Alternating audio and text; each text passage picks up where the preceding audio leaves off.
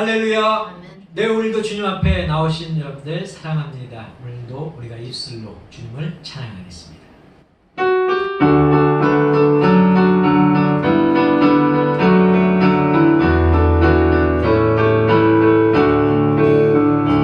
내 진정 사모하는 친구가 되시고 주 예수님은 아름다워라. 산 밑에 백합하여 빛나는 새벽 주님 영원할 때가 즐겁도다. 내 맘이 아플 적에 그 위로 내시며 나 외로울 때 좋은 친구라.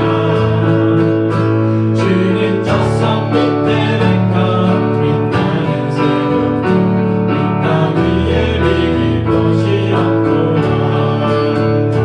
내 맘의 모든 염려 이 세상 보았고 주님 항상 같이 하여 주시고 시험을 당할 때에 한방의 배교로 다시 물리치사 나를 이끄네. 세상 날 버려도 주 예수 안 버려 이까지 나를 돌아보시니. 주는 저 산 밑에 백합 빛나는 새벽 이 땅 위에 비길 곳이 없도다. 내 맘을 다하여서 주님을 따르고 그리들이 나를 사랑하리니. 물불이 두렵잖고 창문도 맛없는 주는 높은 산성 내 앞에시야. 내 영혼 먹이시는 그 은혜 누리고 나 지니 주를 뵙기 원하네. 주는 저 산 밑에 백합 빛나는 새벽 이 땅 위에 비길 것이 없도다.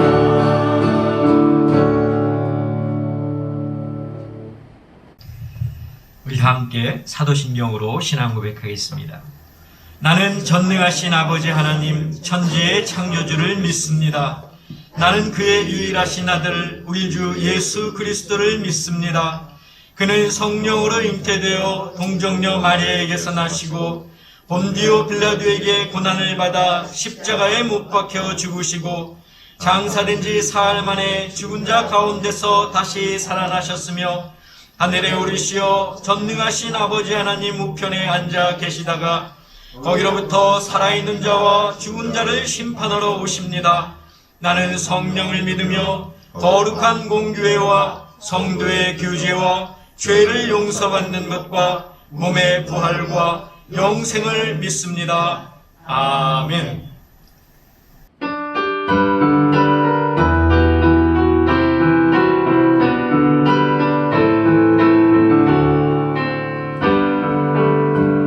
주는 나를 기르시는 목자요 나는 주님의 귀한 어린 양. 푸른 풀과 맑은 시냇 물가로 나를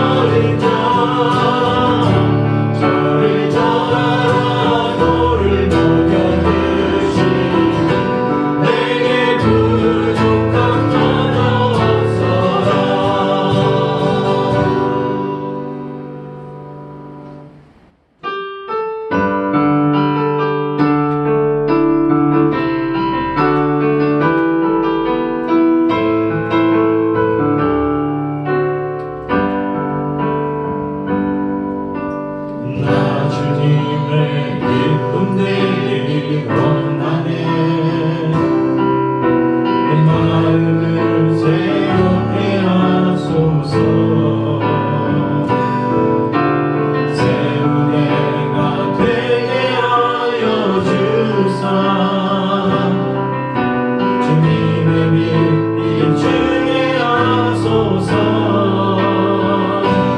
내가 원하는 한가지 주님의 기쁨이 되는 것. 내가 원하는 한가지 주님의 기쁨이 되는 것. 겸손히 내 마음 드립니다. 나의 모든 것 받으소서. 나의 맘 깨끗게 씻어주사 주의 길로 향하게 하소서. 내가 원하는 한 가지 주님의 기쁨이 되는 것. 내가 원하는 한 가지 주님의 기쁨이 되는 것. 내가 원하는 한 가지 주님의 기쁨이 되는 것. 내가 원하는 한 가지 주님의 기쁨이 되는 것.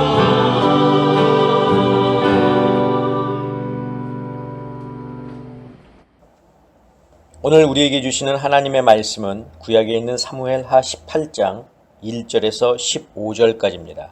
제가 봉독하겠습니다.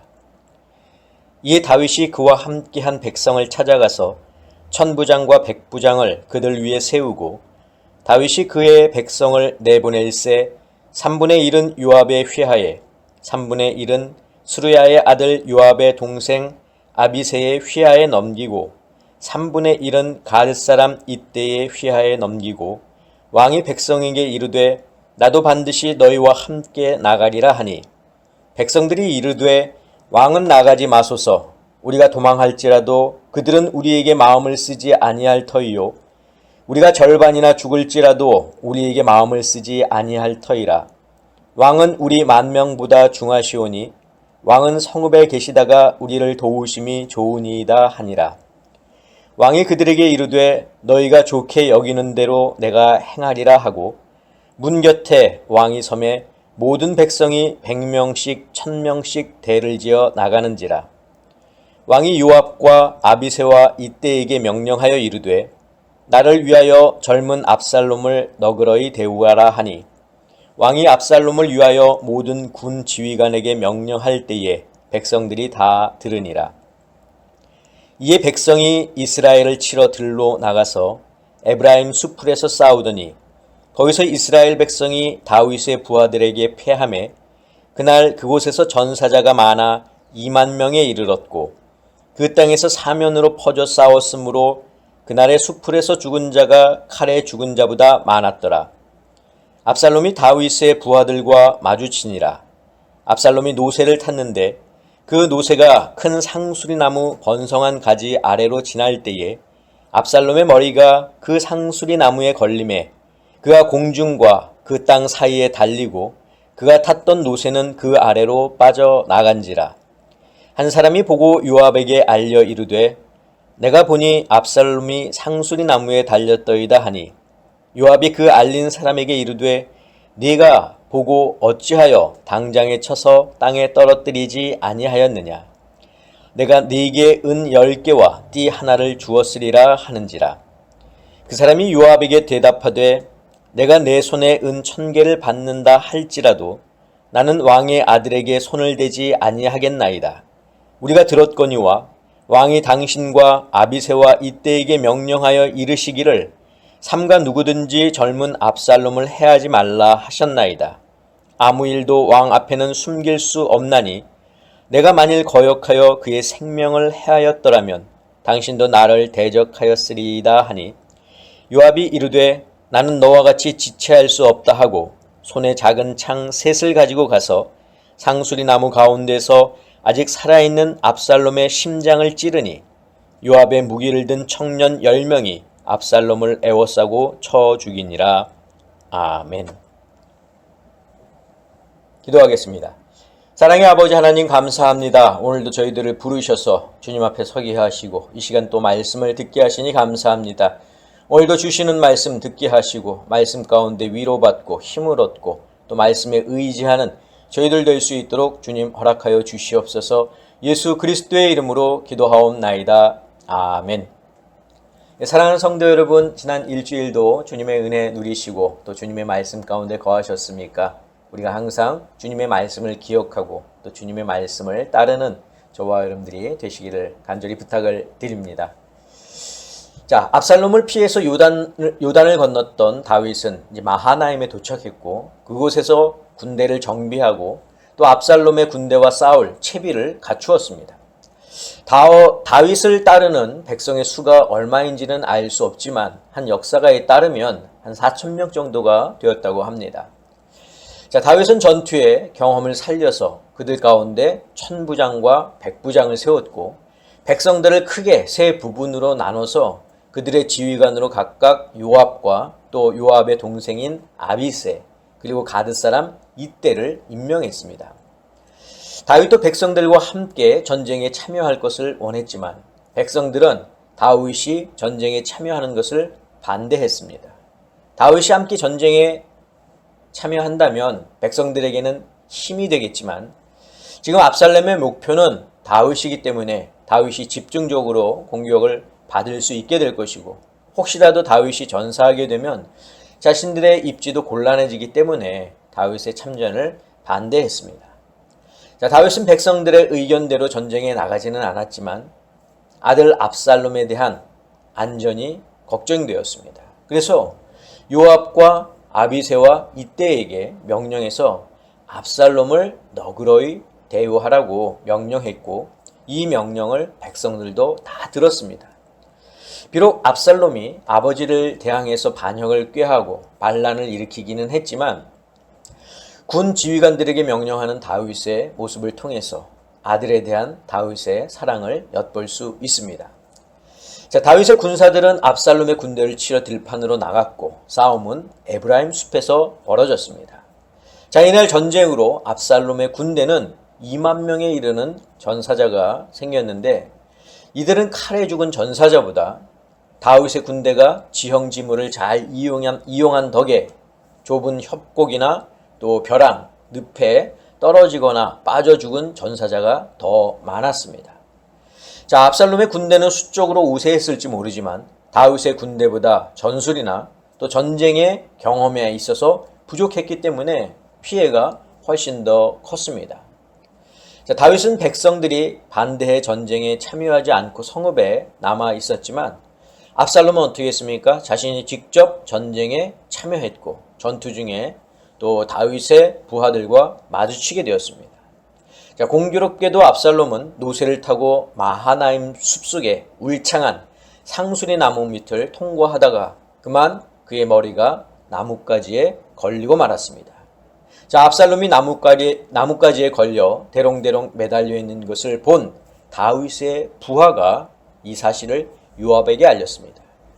자, 그러자 요압은 그 부하에게 왜 압살롬을 죽이지 않았느냐고 다그쳤고 그 부하는 출정 전에 다윗이 지휘관들에게 압살롬을 너그러이 대우하란 명령을 들었기 때문에 왕의 아들을 자신이 죽일 수 없었다고 말합니다. 요압은 더 이상 시간을 지체할 수 없다며 자신이 직접 창을 3개를 가지고 가서 압살롬이 있는 곳으로 갔죠. 그래서 아직 살아있는 압살롬의 심장을 찔러 죽였습니다. 결국 이날 전투에서 다윗은 그의 아들 압살롬을 잃었고 평생 잊지 못할 전쟁으로 기억되었을 겁니다. 자, 우리는 오늘 이야기를 통해서 다윗과 압살롬에 대해 생각해 보려고 합니다. 비록 다윗과 압살롬이 창을 겨누고 싸웠지만 이들의 관계는 아버지와 아들의 관계입니다. 그런데 왜 이 지경에까지 이르게 되었습니까? 이 사건의 발단은 우리가 아는 바와 같이 다윗의 맏아들 암논이 압살롬의 누이 다말을 욕보인 사건에서 비롯되었습니다. 그러나 다윗은 암논이 맏아들이라는 이유로 그의 잘못을 묵인했고 어떤 처벌도 내리지 않았습니다. 결국 다윗의 이런 결정이 압살롬에게 원망으로 다가왔고 원망은 복수로 이어졌고 또 아버지에 대한 원한으로까지 확대되었습니다. 그렇다고 해서 압살롬의 행동이 정당화되는 것은 아닙니다. 살인은 엄연한 범죄이고 반란 또한 국가적 차원에서 보면 반역죄입니다. 게다가 왕의 후궁들과 동침한 것은 간음죄에 해당됩니다. 다윗과 압살롬의 이런 관계가 결국 전쟁으로 이어졌고 아버지 다윗은 지휘관들에게 압살롬의 생명만큼은 보존해 줄 것을 요청했지만 요압은 압살롬과 같은 자를 살려두면 후에 또 다른 문제가 생길 수 있을 것으로 판단해 다윗의 명령을 어기고 압살롬을 죽입니다. 자, 아버지와 아들의 대결에서 결국 다윗은 승리를 거뒀지만 기뻐할 수 없는 승리고 즐거워할 수 없는 승리였습니다. 어찌 보면 모두가 다 패자가 된 전쟁이라고 말할 수 있습니다. 자, 그런데 오늘 본문을 우리가 어떤 원한의 차원에서가 아닌 사랑의 차원에서 좀 보려고 합니다. 비록 압살롬이 아버지 다윗에게 원한을 품고 반란을 일으켜서 나라를 차지하고 다윗을 죽이려 했지만 다윗에게는 압살롬은 엄연한 사랑하는 아들이었습니다. 그것은 부모라면 누구나 수긍할 것입니다. 자식이 아무리 못났어도 자식이 아무리 불효자라도 부모는 자식을 사랑할 수밖에 없습니다. 그렇기 때문에 다윗은 압살롬의 군대와 싸우러 나가는 지휘관들에게 나를 위하여 젊은 압살롬을 너그러이 대우하라고 명령한 것입니다. 어떻게 반란죄를 일으키고 왕을 죽이려는 자에게 이렇게 말할 수 있겠습니까? 아들이기 때문에 가능한 것입니다. 요압에게는 단순히 왕의 아들, 반란을 일으킨 어떤 반란자, 반역자로 보이겠지만 다윗에게는 눈에 넣어도 아프지 않을 귀하고 사랑스러운 아들로 보였기 때문에 그가 아무리 잘못을 저질렀어도 살리고 싶었던 것이 다윗의 마음이었습니다. 자, 우리는 여기서 인간을 향한 하나님의 마음을 찾아볼 수 있습니다. 하나님께서 세상을 창조하신 후에 보시기에 좋았더라고 성경은 기록하고 있습니다. 그리고 당신의 형상을 따라 인간을 창조하신 후에는 보시기에 심히 좋았더라고 기록하고 있습니다. 하나님은 세상 만물을 다 아끼고 사랑하시지만 특히 우리 인간들을 더 사랑하십니다. 그래서 아담과 하와를 에덴 동산에 살게 하신 것입니다. 하지만 인간은 유혹에 약했습니다. 하나님의 말씀에 불순종하면 안 된다는 것을 알면서도 그들은 선과 악을 알게 하는 나무의 실과를 먹었습니다. 결국 죄의 결과로 인간에게 다가온 것이 무엇입니까? 죽음이었습니다. 아담과 하와가 죄를 범하지 않았다면 인간에게 죽음은 없었을 것입니다.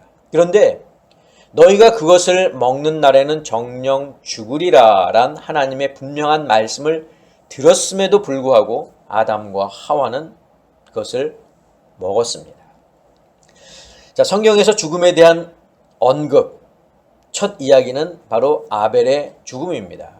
형 가인에 의해 동생 아벨이 죽게 되는데 아담도 다윗처럼 사랑하는 아들의 죽음을 맞게 됩니다.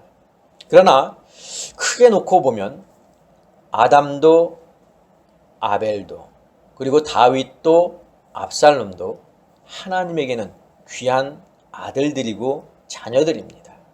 한마디로 인간은 하나님의 귀한 자녀라는 겁니다. 그런데 인간이 하나님의 말씀에 불순종하는 죄를 범해 죽음에 이르렀을 때 하나님의 마음이 어떠하셨겠습니까? 아담처럼 다윗처럼 하나님도 마음 아파하셨을 겁니다. 하지만 하나님은 전능하신 하나님이시기 때문에 죽은 아벨을 놓고 또 죽은 압살롬을 놓고 아담과 다윗은 아무것도 할 수 없었지만 하나님은 인간을 죽음에서 건져내실 수 있습니다. 그러나 하나님이 이미 정해놓은 죄의 삭슨 사망이라고 하는 법칙을 깨뜨리면서까지 인간을 살리시지는 않았습니다. 하나님은 이 법칙을 세상에 이미 정해 놓으셨기 때문이죠. 그리고 하나님의 공의와 정의로 이 세상을 심판하시지 않습니까? 자, 하나님은 아브라함과 언약을 맺으실 때 이 부분을 상기시켜 주셨습니다.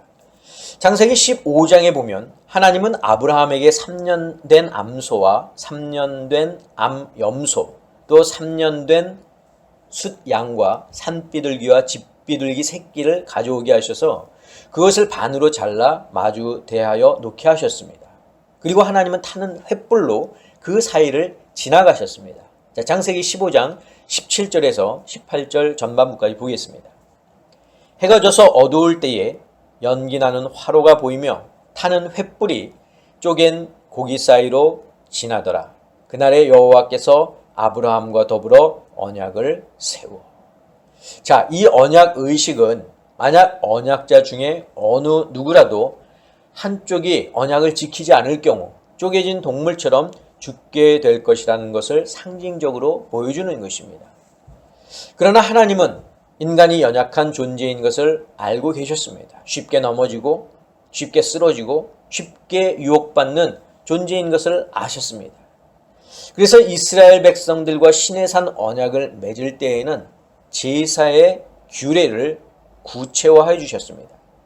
인간이 죄를 범하면 죽을 수밖에 없기 때문에 임시적으로 죄 사함의 방법을 허락하신 것입니다. 바로 인간의 죄를 동물, 즉 제물에게 전가시켜서 인간 대신 그 동물이 죽게 되는 겁니다. 자, 그러나 이것은 엄연히 임시적인 죄 사함일 뿐 영원한 죄 사함일 수는 없습니다. 자, 그래서 하나님은 죄의 삭슨 사망이라고 하는 이 법칙은 깨지 않으면서 인간의 죄를 영원히 사할 수 있도록 하셨는데 그것이 바로 예수 그리스도의 십자가의 죽으심입니다. 예수님은 세상의 모든 인간의 죄를 대신 지시고 십자가에 달려 돌아가셨습니다. 인간의 죄가 예수님께 전가된 것이고 제사에 사용된 제물이 인간을 대신해 죽었듯 예수님께서 우리의 죄를 안고 우리를 대신해 죽으신 것입니다. 그런데 예수님의 죽으심으로 죄 사함을 받는 제사는 임시적인, 일시적인 죄 사함이 아니라 영원한 죄 사함이라고 하는 겁니다. 예수님의 단 한 번의 죽으심으로 누구든지 예수를 그리스도로 믿는 모든 사람의 죄를 영원히 사신 것입니다. 그래서 세례 요한은 자기 앞에 나오시는 예수님을 가리키며 이렇게 말했습니다. 요한복음 1장 29절입니다. 이튿날 요한이 예수께서 자기에게 나오심을 보고 이르되 보라, 세상 죄를 지고 가는 하나님의 어린 양이로다. 자, 그런데 하나님께서 이처럼 당신의 독생자 예수 그리스도를 십자가에 달려 죽게 하시기 위해 이 세상에 보내신 이유가 무엇 때문입니까? 바로 인간을, 우리를 사랑하시기 때문입니다. 하나님은 인간을 단순히 당신의 피조물로 생각하지 않으셨습니다. 집에서 기르는 애완동물처럼 우리를 즐겨 보시려고 만든 피조물이 아니라는 거죠. 하나님은 우리를 당신의 귀한 자녀로 생각하십니다. 그래서 우리가 예수를 믿음으로 사망의 권세에서 생명으로 옮겨졌을 뿐만 아니라 하나님의 자녀가 되는 권세까지 얻을 수 있게 되었습니다. 그래서 예수님은 제자들에게 기도를 가르쳐 주실 때에 하늘에 계신 우리 아버지여라고 가르쳐 주셨습니다. 이 모든 것이 인간을 향한 하나님의 사랑 때문입니다. 인간은 수없이 하나님께 죄를 지으며 살아왔습니다. 말씀에 불순종한 것은 물론 하나님을 원망하기도 했고 하나님의 율법을 어기기도 했고 하나님을 떠나 세상 향락을 따르기까지 했습니다. 심지어 하나님과 우상을 동시에 섬기는 영적인 간음까지 범했습니다. 다윗을 원망하고 베다는 형 암논을 죽이고 아버지 다윗을 떠나 이방 땅 그슬로 도망치고 또 다시 이스라엘로 돌아와서는 아버지를 속이고 반역을 꾀하고 반란을 일으키고 간음죄를 범한 압살롬이 어찌 보면 우리 자신일 수 있다는 겁니다. 압살롬보다 더하면 더했지 덜하지는 않을 겁니다. 그런데 다윗은 그런 압살롬을 자기의 귀한 아들로 여겼습니다. 하나님도 우리를 당신의 귀한 자녀로 여기십니다. 우리가 하나님을 떠나 세상의 유혹에 빠졌을 때, 하나님의 말씀을 따르지 않고 우리의 생각대로 살아갈 때, 하나님은 우리를 불쌍히 여기신다는 겁니다. 집을 나간 탕자를 문 앞에서 기다리는 아버지와도 같이 하나님은 우리가 하나님께로 돌아오기를 기다리고 계신다는 겁니다. 이것이 바로 우리를 향한 하나님의 사랑입니다. 이처럼 하나님은 우리를 사랑하십니다. 사랑하는 성도 여러분, 저는 우리 아름다운 교회 성도 여러분들이 하나님의 이런 사랑을 깨달을 수 있기를 바랍니다. 그리고 그 깨달은 그 마음을 영원히 나의 마음속에 간직할 수 있기를 바랍니다. 그래서 우리가 하나님의 자녀가 된 만큼, 사랑을 받은 만큼, 은혜를 받은 만큼, 이제는 우리가 세상의 유혹에 따라 죄를 지으며 살아가는 존재가 아니라 하나님의 귀한 존재로서, 귀한 자녀로서, 백성으로 살아갈 수 있는 저와 여러분들이 되시기를 주님의 이름으로 간절히 축원합니다. 기도하겠습니다. 사랑의 아버지 하나님, 감사합니다. 영원히 죽을 수밖에 없는 저희들이지만 하나님께서 사랑하셔서 저희들을 살려주시고 당신의 자녀가 되는 권세까지 주셨습니다. 이 사랑, 이 은혜 저희가 잊지 않기를 원합니다. 오늘도 저희들 이 말씀 들었사오니 하나님의 귀한 자녀로서 이 세상 살아가는 저희들 되게 하여 주시옵소서. 이제는 우리 주 예수 그리스도의 은혜와 하나님의 그 크신 사랑하심과 성령님의 역사하심이 오늘 말씀을 듣고 하나님의 자녀로 살아가기를 다짐하고 소원하는 사랑하는 당신의 성도들 머리 위에, 저희들의 가정 위에, 건강 위에, 자녀들 위에, 직장과 사업과 일터 위에 지금부터 영원까지 함께하옵시기를 간절히 축원하옵나이다. 아멘.